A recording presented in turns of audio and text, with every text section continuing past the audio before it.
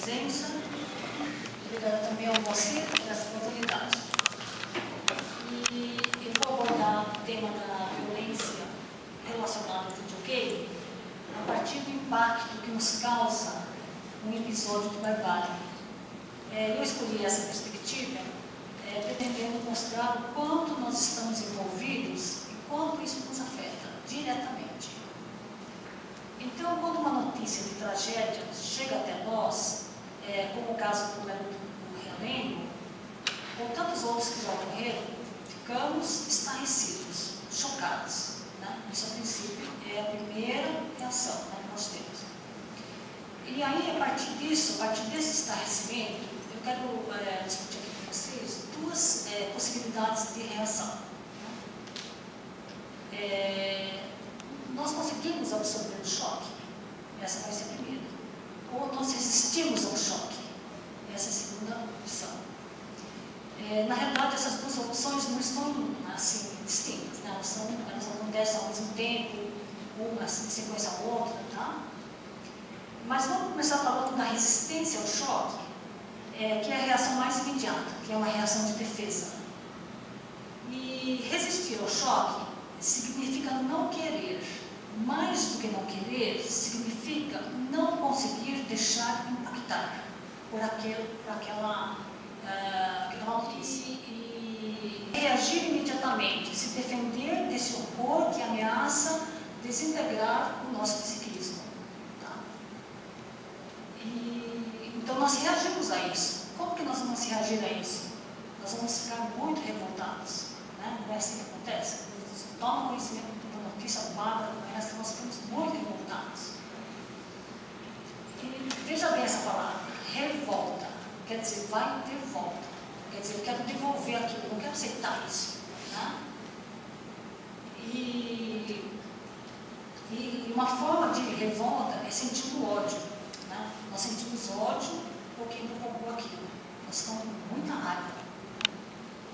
Portanto, sentir ódio é como cuspir, vomitar, colocar para fora parte disso que nos invade, que é essa coisa horrorosa que nos invade. Então, a resistência é bastante compreensível e natural até, visto que se trata de uma defesa. Mas aos poucos vamos absorvendo o choque. Algumas pessoas com mais facilidade, outras com mais dificuldade. Vai depender muito dos recursos internos de cada pessoa. Tá? Absorver o choque é ser atravessado por esse horror provocado por um crime. E isso dói. Dói muito, né? E dói porque nós nos identificamos com aquela cena, com aquelas pessoas destruídas ali, com a família destruída, com os amigos destruídos, tá? E a partir desse momento, gente, nós vamos começar a dar conta da nossa própria fragilidade, né? Da nossa insegurança e da nossa impotência. É isso que acontece. Por isso que dói tanto para a gente. Acontece, gente, que isso que nós sentimos é a nossa essência, é o que está dentro de nós. Né? É o que é chamado em psicanálise de desamparo originário.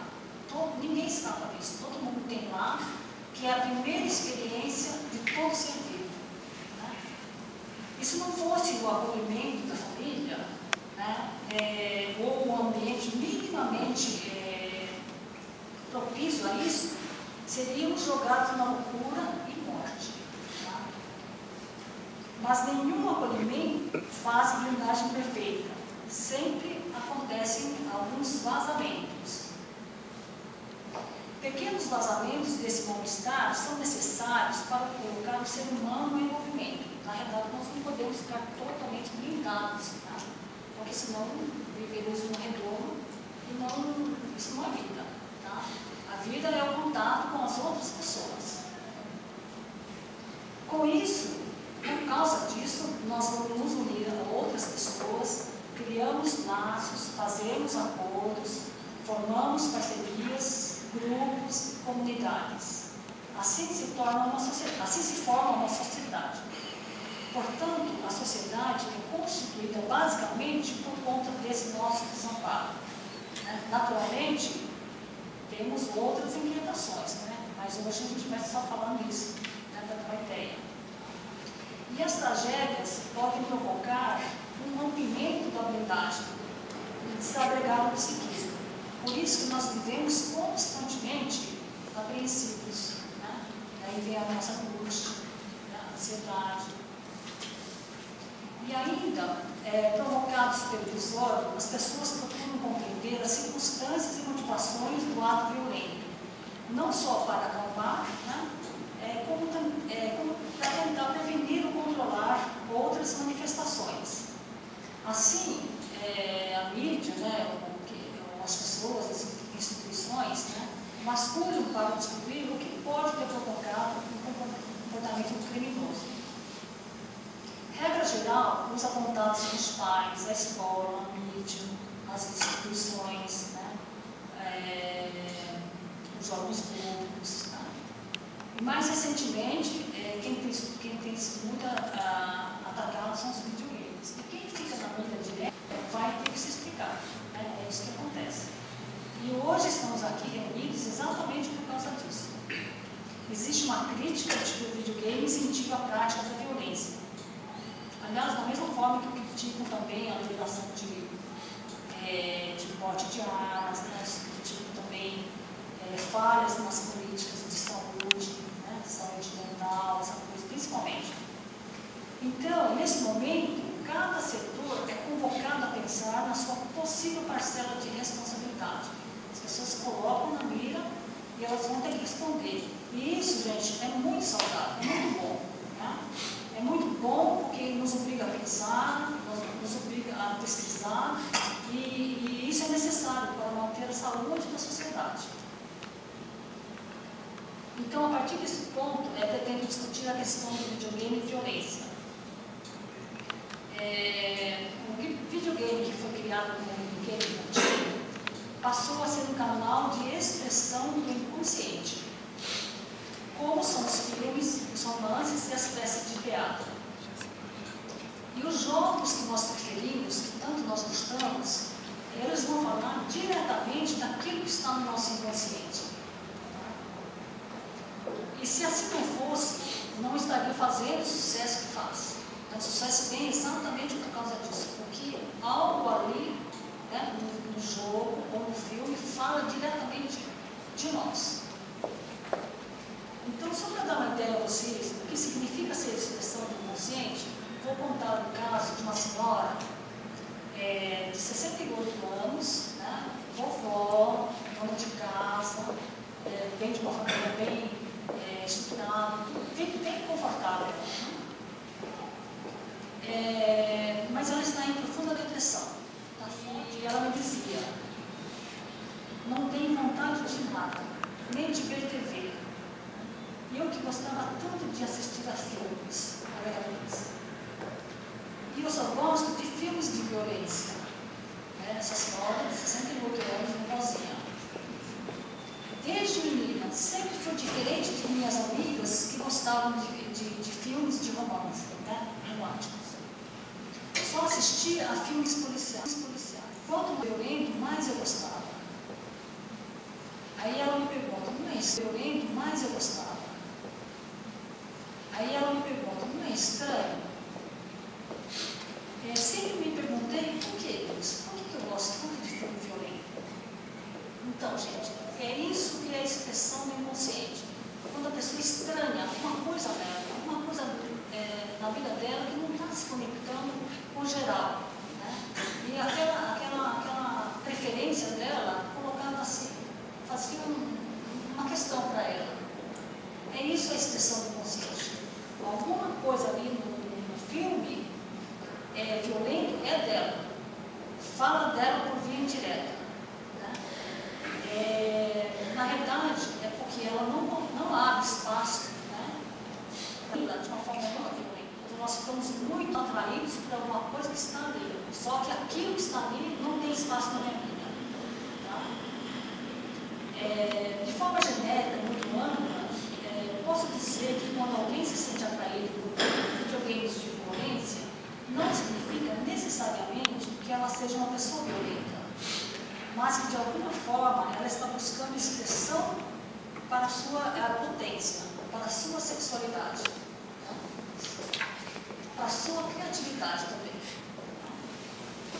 Como hoje nós não temos tempo, tem um artigo muito bom na internet que fala exatamente sobre isso, que é chamado Publicar e a Realidade Virtual, Videogame, Assassinatos e Imortalidade, de Viviana Carola Velasco Martinez. Quem se interessar, é bem técnico, né, mas está muito bonito o texto. E no caso da senhora do exemplo que eu contei, provavelmente se ela tivesse consultado um analista, levando essa questão, né, porque sinto tanta atração por filmes violentos, talvez ela pudesse viver essa depressão de outra forma. Talvez ela conseguisse se apoderar, né, dessa potência dela, né, da criatividade dela. E outro aspecto dos jogos de violência que eu quero apontar é que eles também servem como expressão de defesa contra algo que ameaça transbordar. O que é isso? Eu vou dar um exemplo, né? Vou falar do caso do garoto de Radicate, não é suficiente. Lógico que vou fazer uma análise bem superficial desse caso, né? Porque eu não ouvi, né? Nada assim profundo, porque não tem dados suficientes. Mas, pelo que consta, né, ele já era um garoto assim, que viveu bastante dificuldade na infância dele. Né? E quando a gente fala que uma criança viveu bastante dificuldades, é que a família que deveria fazer aquele fechamento não digo, mas dar uma proteção para aquele vazamento que eu mencionei antes, e isso não aconteceu, porque parece que a mãe dele era muito doente também. Né? E, então, aquele vazamento ficou muito grande, né? Então ficou quase uma fenda já. Aí quando aquela outra senhora adota essa criança, né, que é um menino, ela parece que ela consegue fazer um fechamento, consegue tamponar um pouco aquele excesso de vazamento que estava tendo. Né? Mas acontece que ela faleceu depois. E a partir do momento que faleceu, a fenda que estava transbordando, né, que estava com aquele vazamento grande, ficou ali aberto. Né? Mas todo ser humano, ele tem instinto de defesa, de sobrevivência. Então, o Wellington, de alguma forma, ele tentou fechar aquela fenda que estava excessiva. E como que ele vai fazer isso? Ele vai fazer isso através daquele fanatismo religioso.